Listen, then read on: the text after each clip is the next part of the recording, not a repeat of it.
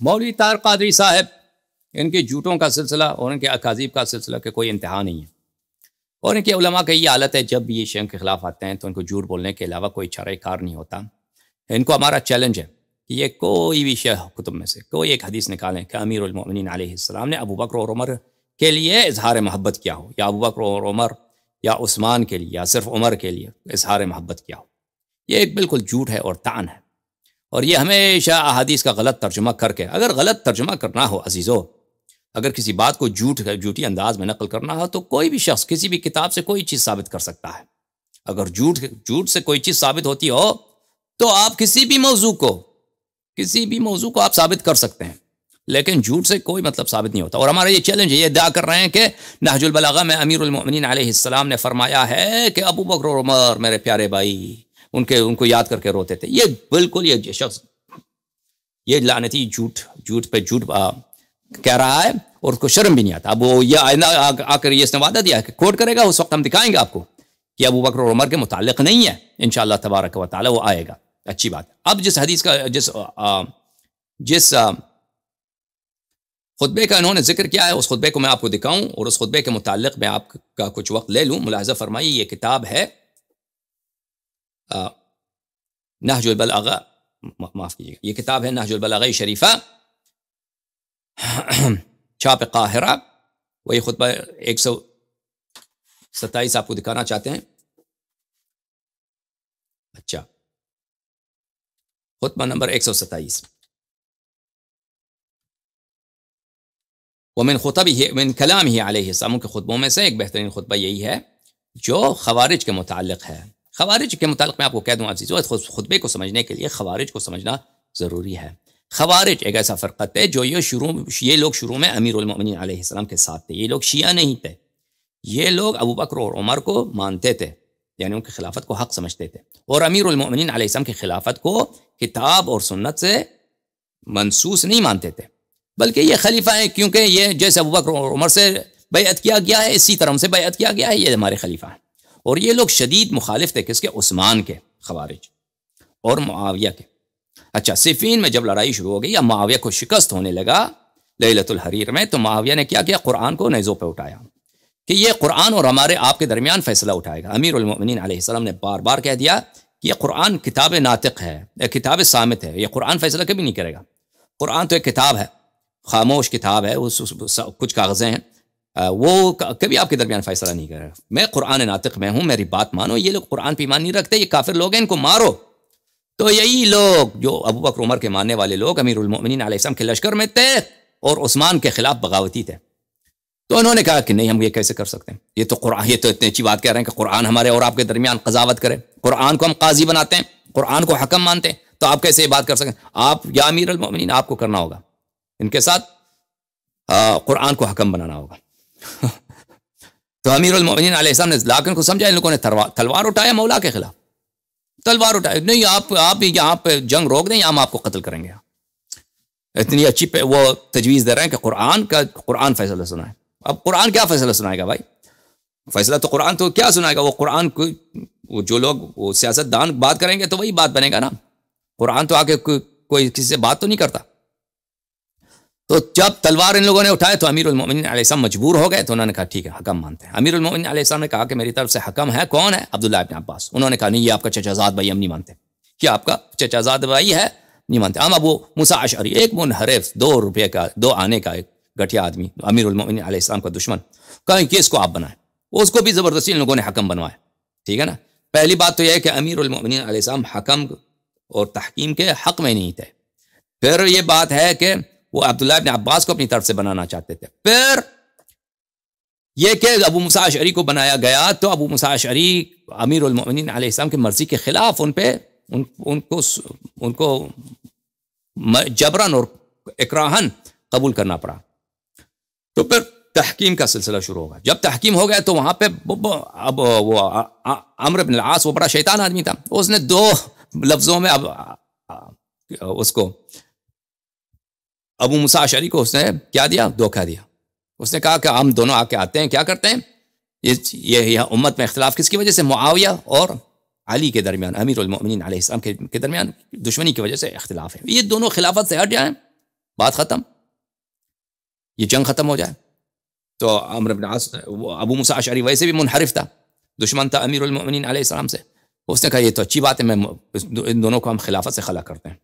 تو یہ دونوں آ گئے، کہتے ہیں ہم نے ہمارا فیصلہ ہو چکا ہے، آپ ہمارا فیصلہ سنیے. تو ابو موسیٰ عمرو بن العاص نے کہا کہ آپ بوڑھے ہیں، آپ بزرگ ہیں. ابو موسیٰ اشعری سے کہا پہلے آپ جا کے ادھر ممبر پہ اعلان کریں. تو ابو موسیٰ اشعری آ کے ممبر پہ آیا، اس نے کہا جیسے میں انگوٹھا اپنے ہاتھ سے نکال رہا ہوں، میں اسی طرح علی علیہ السلام کو، امیر المؤمنین علیہ السلام کو خلافت سے عزل کر رہا ہوں. وہ یہ کہہ کے واپس آ گیا. اس کے بعد عمرو بن عاص گیا، کہتا ہے کسی جس طرح میں انگوٹھا کو اپنے ہاتھ سے نکال رہا ہوں، میں معاویہ کو خلافت سے ہٹا رہا ہوں. پھر انگوٹھا دوبارہ سے ہاتھ میں، کیا کہتا ہے جس طرح میں نے انگوٹھے کو ہاتھ میں ڈالا ہے اسی طرح میں معاویہ کو دوبارہ خلیفہ بنا رہا ہوں. یعنی اس بات پہ ان دونوں کا توافق نہیں تھا، اتفاق نہیں تھا، لیکن اس نے ایسے بیوقوف بنایا اور دھوکہ دیا ابو موسیٰ اشعری کو. عمرو بن العاص نے، ابن النابغہ، نابغہ جو بدکارہ عورت، مشہور طوائف تھی عورت مکہ مکرمہ میں جاہلیت کے زمانے میں، اس کا بیٹا عمرو بن العاص امیر المؤمنین علیہ السلام کے دشمن سب جو تھے طوائف کے بیٹے تھے. اچھا، آپ تاریخ میں دیکھ لی نابغہ کون ہے. عمری حضرات کو کہتا ہوں آپ دیکھیے عمرو بن العاص کا نسب دیکھیے، اس کے نسب میں کتنے لوگ داخل تھے، کتنے باپ تھے، آبا تھے اس میں شریک تھے. اچھا، آگے جا کے عزیزوں پھر جنگ بغیر فیصلے کے رہا نا. معاویہ کو تو شکست تو ہو چکا تھا، وہ نابودی کے سرحد پہ پہنچ چکا تھا، لیکن اس کو جان بچانے کا موقع مل گیا. معاویہ کو جان بچانے کا موقع مل گیا. اس طرح جنگ ختم ہو گیا صفین کا. جب یہ واپس آ گئے تو خوارج نے کیا کہا؟ وہی لوگ جنہوں نے تحکیم کی بات کی تھی اور امیر المؤمنین علیہ السلام کے خلاف بغاوت کیا تھا جنگ میں، انہوں نے کہا کہ یہ غلطی ہو گئی ہم سے، یہ ہم سے غلطی ہو گئی ہے، یہ بہت بڑا گناہ صادر ہو گیا. ہم نے یہ جو ہم نے حکم بنایا عمرو بن العاص کو اور ابو موسیٰ اشعری کو، یہ بہت بڑا گناہ کبیرہ، اور گناہ کبیرہ کفر ہے. ہم سب کافر ہو گئے، لذا ہم سب کو دوبارہ توبہ کرنا چاہیے، دوبارہ اسلام میں داخل ہونا پڑے گا. تو ان کا فتویٰ کیا تھا کہ سب مسلمان کافر ہیں، سب مسلمان کافر ہو چکے ہیں. گناہ کبیرہ کفر ہے، تحکیم کفر تھا، گناہ کبیرہ کفر ہے، سب مسلمان جو ہے مرتد ہو چکے ہیں سوائے ہم کے. اور امیر المؤمنین علیہ السلام کے پاس آئے، کہا کہ آپ بھی توبہ کر لیں، دوبارہ اسلام میں داخل ہو جائیں. امیر المؤمنین علیہ السلام نے کہا کہ میں کیا توبہ کروں، میں نے غلط کام ہی نہیں کیا ہے، میں نے جو بھی کیا صحیح کیا ہے. میں نے جو آپ لوگوں نے مجھے اکراہ کیا ہے، جو بھی کہ وہ میرا فعل نہیں تھا تحکیم، وہ آپ لوگوں کا فعل تھا. تو اس کے بعد انہوں نے کیا کیا؟ خوارج نے مسلمانوں کو قتل کرنے لگے.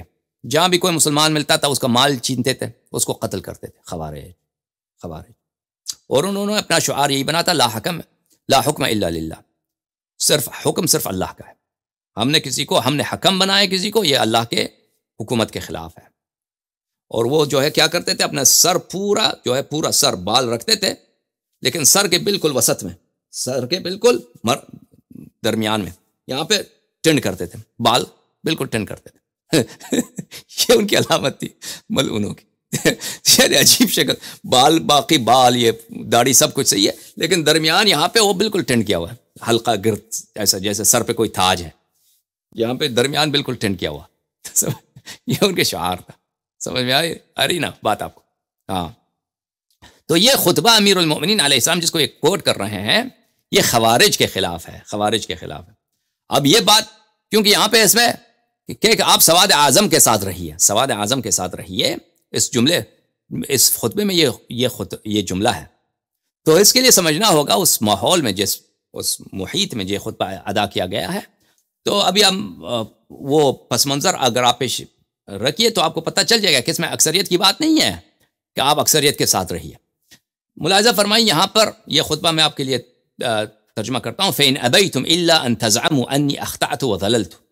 امیر المؤمنین علیہ السلام کہتے ہیں خوارج سے کہ اگر تم اسی بات پہ اصرار کرتے ہو اور اس کے سوا کسی اور بات کو نہیں مانتے کہ میں گمراہ ہوں، کہ میں خطا کر چکا ہوں، میں گمراہ ہو چکا ہوں، میں کافر ہو چکا ہوں، تو تم دوسرے مسلمانوں کا کیا قصور ہے کہ سب مسلمان کافر ہو گئے؟ حکم تم نے مجھ سے منوایا، اب سب مسلمانوں کی تکفیر، اور ان سب کو جہاں بھی تمہیں ملے اس کو قتل کرو. مسلمان کہیں بیچارہ مسافر چل رہا ہے، اس کو قتل کرو، راستے میں اس کی عورت کو قتل کرو، اس کے مال کو چھین لو. یہ کام کرتے تھے خوارج. اچھا، اگر تم یہ تم یہ کہتے ہو کہ میں نے گناہ کیا ہے، میں خطا کار ہوں، فَلِمَا تُضَلِّلُونَ عَامَّةَ أُمَّةِ مُحَمَّدٍ صلی اللہ علیہ وآلہ بِضَلَالِ، کیوں میری گمراہی کی وجہ سے تم سب امت اسلامیہ کو، سب امت رسول خدا صلی اللہ علیہ وآلہ وسلم، ان سب کو تم گمراہ مانتے ہو؟ اور گمراہ بھی کیسے گمراہ کہ یہ کافر ہو چکے ہیں، مرتد ہیں، یہ کیا ہے، مہدور الدم ہے، ان کا قتل کرنا جائز ہے۔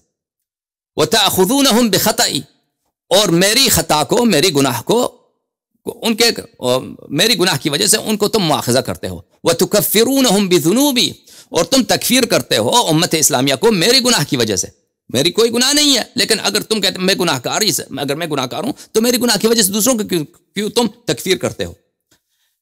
سیوفکم علی عواتقکم تضعونها مواضع البرع والسقم، تم نے اپنے کندھوں پہ اپنا تلوار اٹھایا ہوا ہے، اسلحہ تمہارے ساتھ، تم ہر جگہ مسلمانوں پہ حملہ کرتے ہو، تضعونها، تم حملہ کرتے ہو، تم ان تلواروں سے حملہ کرتے ہو، مواضع البرع والسقم، صحیح اور سقیم پر، سالم اور بیمار پر، کوئی ایک شخص سالم ہے، صحت مند ہے، اور ایک شخص بیمار ہے، سب پہ تم کسی پہ رحم نہیں کرتے کہ یہ سب کافر ہیں، مار دو ان کو۔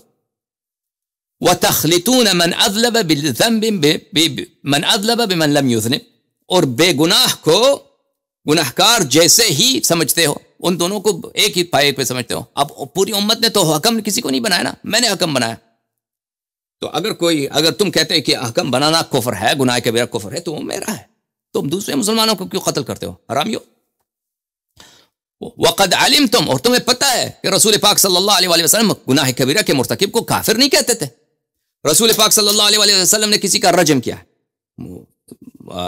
جس نے محسن تھا اس نے زنا کیا تو اس کو رجم کیا، یا کسی نے چوری کیا اس کا ہاتھ کاٹا، لیکن اس کے بعد جس چور نے جس کا ہاتھ کٹایا وہ مسلمانوں کے عورتوں کے ساتھ شادی کیا، اس کا کوئی باپ مرا ہے تو اس کو میراث ملا، یعنی سب احکام اسلام اس پہ جاری ہیں، وہ مسلمانوں جیسا اس کو حق حاصل ہے، ایسا نہیں ہے کہ وہ گناہ کبیرہ کی وجہ سے وہ کافر ہو چکا ہے۔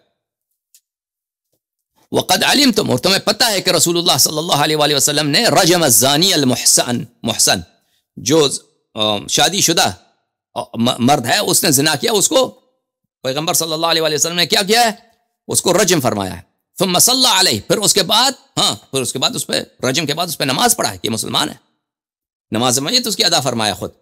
ثم ورث اہلہ، اس کی میراث اس کے اہل خانہ کو دیا ہے۔ وقتل القاتل وورث میراث اہلہ، قاتل کو قتل کیا ہے، اس کے بعد اس کے مال کو اس کے اہل خانہ میں بانٹا ہے، ایسا نہیں کیا کہ اب یہ قاتل جو ہے یہ کافر حربی ہے، اس کا مال جو ہے بیت المال میں جائے گا، نہیں، کافر حربی نہیں ہے، وہ مسلمان ہے، گناہ کار تھا، اس نے زنا کیا ہے، ٹھیک ہے زنا کیا ہے، آپ اس پہ نماز پڑھیں گے، نماز پڑھانے کے بعد اس کے اہل عیال کو اس کا میراث دیا ہے رسول پاک صلی اللہ علیہ وسلم نے۔ کبیرہ کے مرتکب کو، گناہ کبیرہ کے مرتکب کو رسول پاک صلی اللہ علیہ وسلم نے کافر نہیں ٹھہرایا ہے۔ وقطع السارق وجلد الزانی غیر المحسن، چور کے ہاتھ کو کاٹا ہے رسول پاک صلی اللہ علیہ وسلم نے، زانی غیر شادی شدہ تھا، اس کو کوڑے برسائے۔ ثم قسم علیہما من الفیء، پھر ان کو کیا ہے، مال غنیمت میں سے ان کو زکوٰۃ دیا ہے، مال بیت المال میں سے ان کا عطا، ان کا سہم ان کو دیا ہے، ان پہ بالکل مسلمانوں جیسا برتاؤ کیا ہے۔ وَنَكَحَا الْمُسْلِمَاتِ، اور سارق اور زانی غیر محسن نے مسلمان عورتوں کے ساتھ شادی کی ہے، نکاح ان کا صحیح ہے، ایسا نہیں کہ کافر ہے۔ فَأَخَذَهُمْ رَسُولُ اللَّهِ صلی اللہ علیہ وآلہ وسلم بِذُنُوبِهِمْ وَأَقَامَ حَقَّ اللَّهِ فِيهِمْ وَلَمْ يَمْنَعْهُمْ سَهْمُهُمْ مِنَ الْإِسْلَامِ، زانی ہو، زانی غیر محسن ہو، چور ہو، گناہ کار ہو، رسول پاک صلی اللہ علیہ وسلم نے اس پہ حق اللہ جاری کیا، جو حد ہے وہ جاری کیا، لیکن اس کے بعد ان کے ساتھ مسلمانوں جیسا برتاؤ کیا۔ حق جاری کرنے کے بعد ایسا نہیں کہ پھر تکفیر کر دو، پھر وہ کہتے کہ آپ کافر ہیں، پھر مسلمان ہی نہیں، پھر میں ان کو جو ان کا حصہ بنتا ہے اسلام سے، ان کا حصہ ان کو دے دیا ہے۔ وَلَمْ يُخْرِجْ أَسْمَاءَهُمْ مِنْ بَيْنِ أَهْلِهِ، ان کے اسماء کو، ان کے ناموں کو مسلمانوں کے ناموں سے خارج نہیں کیا ہے رسول پاک صلی اللہ علیہ وسلم نے۔ ثم انتم شرار الناس، اور تم خوارج، تم بہت ہی کمینے ہو، تم بدترین لوگ تم ہو خوارج۔ ومن رمى به الشیطان مرامیہ، اور تم وہی ہو کہ تم شیطان نے اپنی تیروں سے تم کو اپنا ہدف بنایا، شیطان نے تم کو اپنے تیروں کا ہدف بنایا، تم شیطان کی تیر ہو، شیطان نے تمہیں تیر جیسا، تم شیطان کی تیر بن چکے ہیں جس سے شیطان لوگوں کو مارتا ہے۔ وَضَرَبَ بِهِ تیہ، اور تم وہی ہو جس کو شیطان نے گمراہ، تیہ بولتے ہیں گمراہ کرنے کو، شیطان نے تمہیں بالکل گمراہ کیا ہے۔ ہاں اب وہ فقرہ جو طاہر القادری جس کو وہ کوٹ کرتے ہیں، وَسَيَحْلِكُ فِيَ صِنْفَانِ مُحِبٌّ مُفْرِطٌ يَذْهَبُ بِهِ الْحُبُّ إِلَى غَيْرِ الْحَقِّ وَمُبْغِضٌ مُفْرِطٌ يَذْهَبُ بِهِ الْبُغْضُ إِلَى غَيْرِ الْحَقِّ۔ دو صنف، دو گروہ، صنف یعنی گروہ، دو صنف، میرے میں، مجھ میں، میرے میں، میرے معاملے میں دو لوگ، دو صنف، دو گروہ ہلاک ہو جائیں گے، نابود ہو جائیں گے۔ ایک محب مفرط، اور جو ایک وہ لوگ ہیں جو میری محبت میں افراط کریں گے، محبت میں افراط کریں گے۔ اچھا، یہ افراط محبت ان کو غیر حق میں لے کے جائے گا، غیر حق میں لے کے جائے گا۔ طاہر قاضی کہتے ہیں اس غیر حق سے مراد کیا ہے؟ غیر حق سے مراد ہے عداوت خلفائے ثلاثہ، ابو بکر، عمر، عثمان۔ نہیں، بالکل یہ بات غلط ہے۔ اور ان کی دلیل کیا ہے؟ کہتے ہیں امیر المومنین علیہ الصلوۃ والسلام کو محبت تھی ابو بکر عمر سے۔ بالکل بکواس ہے، امیر المومنین علیہ الصلوۃ والسلام کو ابو بکر عمر سے کوئی محبت نہیں تھی، بلکہ اب انشاءاللہ تبارک و تعالی اس کا بحث آئے گا۔ امیر المومنین علیہ الصلوۃ والسلام کی خلافت کو باطل سمجھتے تھے امیر المومنین علیہ الصلوۃ والسلام، بلکہ سب اہل بیت علیہ السلام کا اجماع ہے کہ وہ بالکل اسلام سے باخارج تھے۔ یہ آپ کے جو شیخ ہیں، نہیں بالکل یہ بد دنیا، بھلے یہ رسول اللہ صلی اللہ علیہ وآلہ وسلم اور قرآن کے بدترین دشمنوں میں اس کا شمار، بلکہ بدترین دشمنوں کا یہ سردار ہے۔ اچھا، اب جب وہ دلیل لے کے آئیں گے ہم اپنا دلیل اس وقت بیان کریں گے انشاءاللہ تبارک و تعالی۔ بس دو گروہ میرے بارے میں گمراہ ہو جائیں گے، محب مفرطون، ایک وہ جو میرے محبت میں افراد کریں گے۔ اب محبت میں افراد کریں گے یہ کون سے لوگ ہیں جو اہل بیت علیہ السلام کے محبت میں افراد کریں گے؟ حضرات یہ لوگ غالی لوگ ہیں۔ یہ لوگ کون ہیں؟ یہ لوگ آپ کے غلات ہیں جو اہل بیت علیہ الصلوۃ والسلام کو خدا مانتے ہیں، یا وہ اوصاف جو خداوند متعال کے مخصوص ہیں، وہ اوصاف جو اللہ تعالیٰ کے مخصوص ہیں وہ اہل بیت علیہ السلام کو دیتے ہیں، اور ہمارے احادیث میں ان کی نہایت مذمت کی گئی ہے۔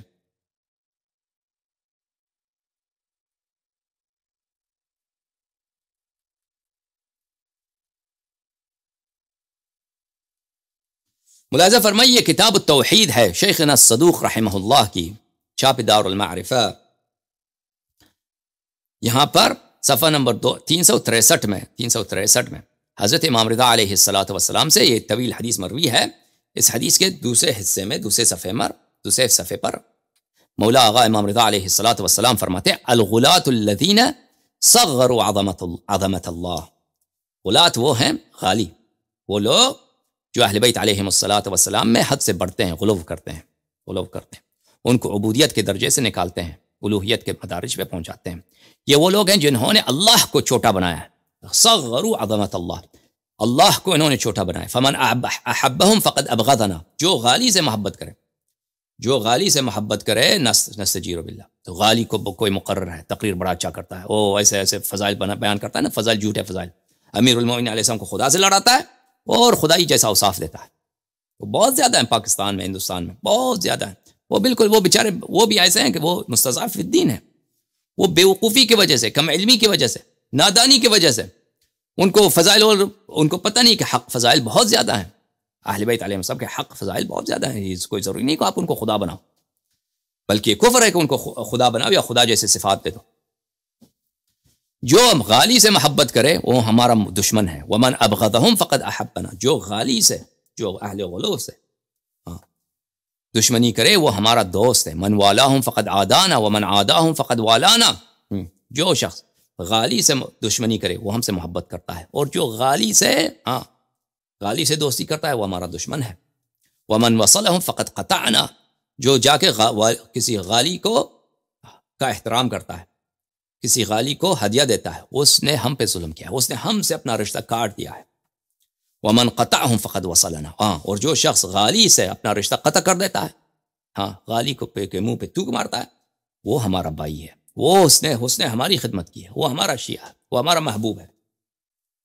ومن جفاہم فقد برنا، جو غالی سے برائی کرتا ہے وہ ہم سے نیکی کرتا ہے۔ غالی سے برائی کرنا ائمہ طاہرین علیہ السلام سے نیکی کرنا، سمجھ میں آ رہی نا آپ؟